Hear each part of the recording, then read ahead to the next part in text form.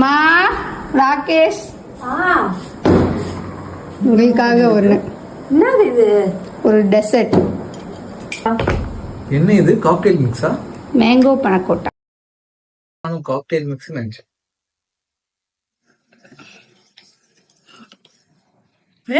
சூப்பரா இருக்கு. எப்படி பண்ண? நல்லா இருக்கு. எப்படி பண்ண? ரெசிபி வரும், வீடியோ பாரு.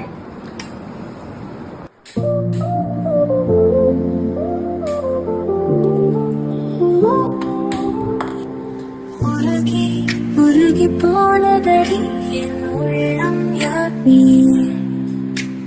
குருகி குருகி